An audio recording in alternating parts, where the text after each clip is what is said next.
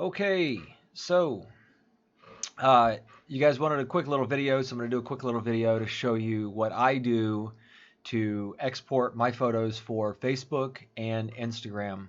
And I would imagine you can use this for pretty much any other kind of social media that you want.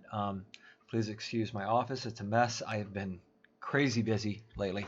Anyway, yeah, each social media platform has its own limit on basically how big it will display a file.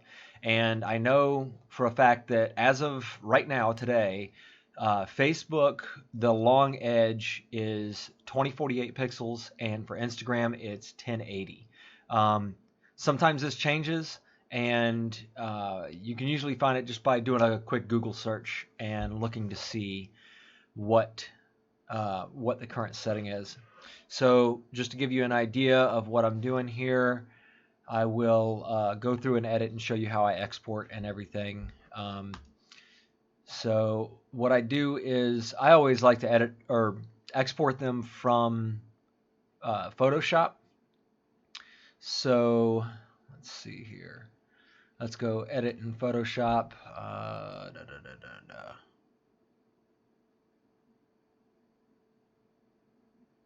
We'll do edit the original because I'm not really that worried about it.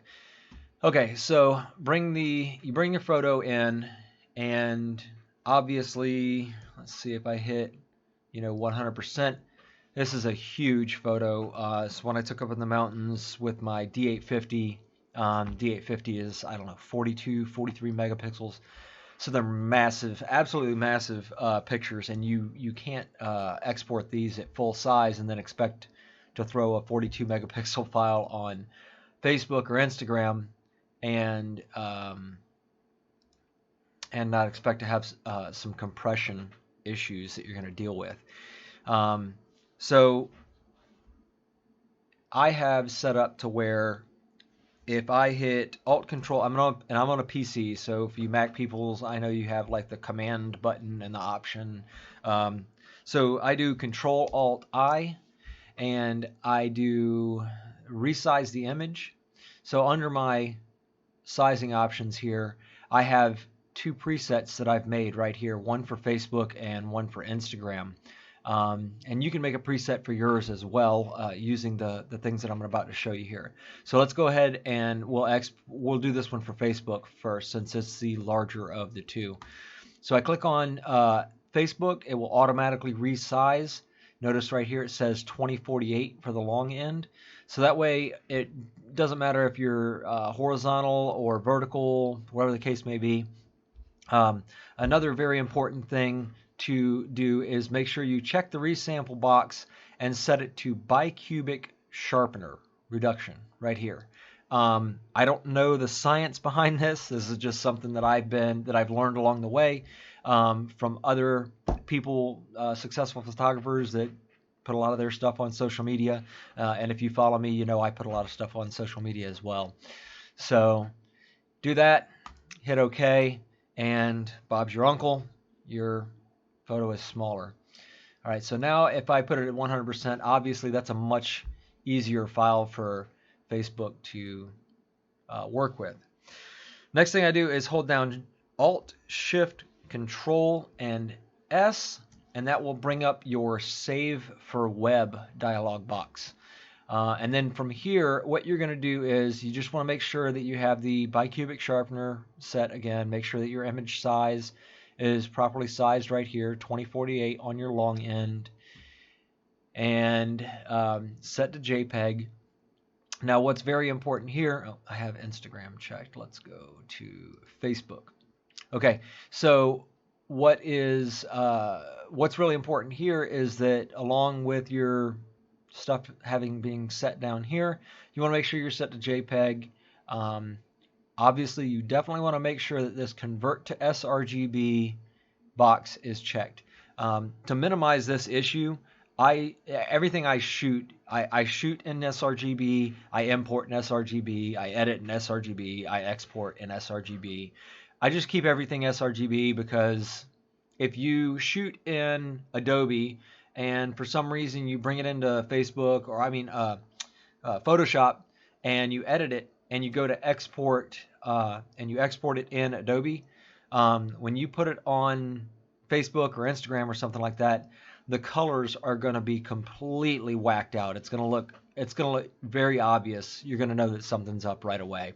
Um, and I always check that by whenever I post something, I look at it on my phone to make sure that I'm not, that I'm seeing what everybody else is going to see when they see it, because they're not looking at stuff on color calibrated monitors and things like that we use as photographers.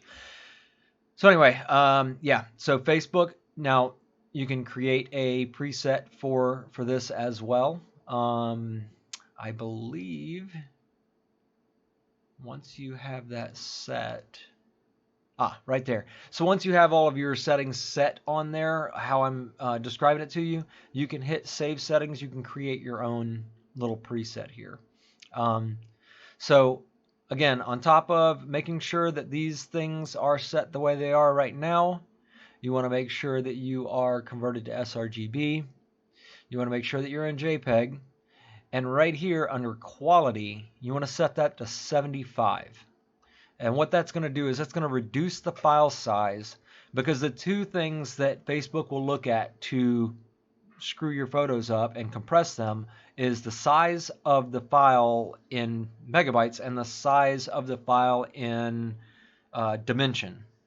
So we've already taken care of the dimension by putting our long end to 2048.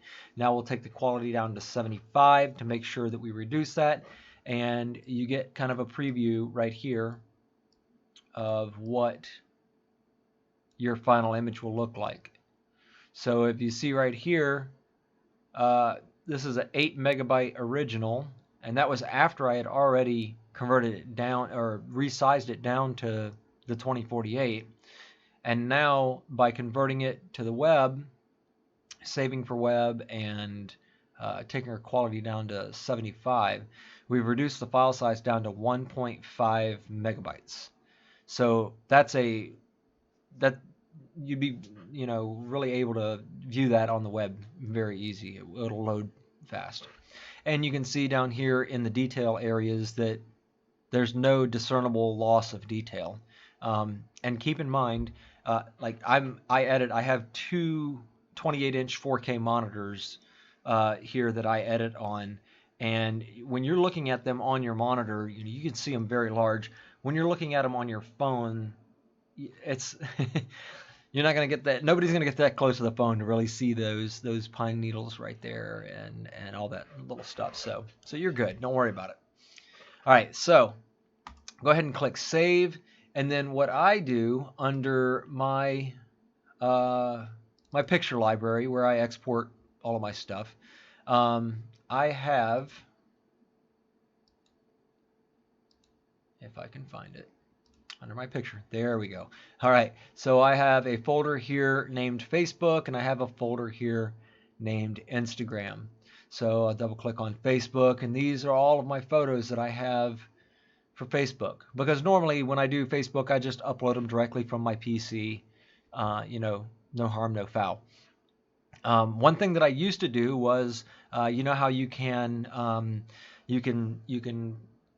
post something on Instagram and have it cross post over to Facebook. You don't want to do that. Your Instagram post will look good. Your Facebook post will not look as good. I'm not saying it's going to look horrible, but it won't look as good as if you edit and export them both specifically for each platform. Because like I said, the largest you can put on Instagram is 1080, and the largest you can put on Facebook is 2048. So if you're taking a 2048 or a 1080 file and cross-posting that over to Facebook, where the limit is 2048, which is considerably larger, you're losing some quality there, and you want to make sure that your photos look as best as they can, depending on where your viewers are seeing them at. So with that being said, like I said, I just save it here, and I've already got this one saved, so I'm not going to save it. And then once I do that, this dialog box would go away. And since I haven't made any other real adjustments to this photo after I resized it, I just hit Control Z, which will bring it back to its original size. And I hit Control-Alt-I to resize again. Come up here to my presets. Now I select Instagram. You'll notice that this has now been reduced to 1080. I hit OK. Considerably smaller photo than what the Facebook was. Let me make sure I'm set to 100% here. Yep, 100%. So that's 100% there. And then again, Shift Control Alt S brings up our Save for Web dialog box. I have my Instagram preset here set. And if you'll notice down here at the bottom, we have the long edge set to 1080. Quality again by Cubic Sharpener, convert to sRGB here again. Now the major difference between these is you're setting it to 1080 and your quality you want to bring it down to 73 versus 75 for Facebook. Again, I don't know exactly why. I'm going based off of input that I've received from other highly successful professional photographers that do this process. All right. So once you've got that all set, you're going to hit save again. And like I said, make yourself a little folder for each one so you know exactly where. All right. So then you save it to your Instagram folder.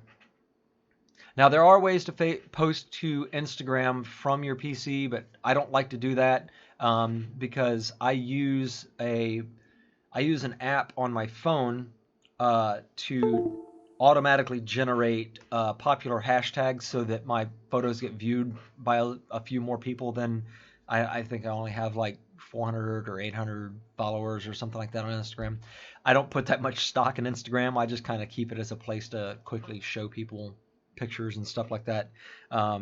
So I'm not trying to be Insta famous here. That doesn't put any money in my bank. But anyway, so an app that I use is this app right here called LeeTags. I don't know if you're going to be able to see that, but it's LeeTags, and you can put up to 5 keywords in your search block, and it will automatically generate the top 30 hashtags for you. So that's why whenever I post to Instagram, I like to post from my phone. So when I export to this folder right here, when I save it, I bring up my Instagram folder here, and then I'll just click on the picture and drag it over to, well, I unplugged my phone to show it to you guys, but if you plug in your phone to your computer, you'll see Galaxy Note 10. So then I just click and drag the picture over to my Galaxy Note 10, drop. It goes there. I pull up my Instagram app and go from there. So hopefully this helped you guys out. If you have any questions about how I did any of this stuff, or any further comments, I tend to ramble a lot. I don't do a whole lot of this kind of stuff. This is something new that I'm doing. So if this helped, cool. If not, sorry I wasn't much of a help. But that's pretty much it. All right, everybody, have a good day.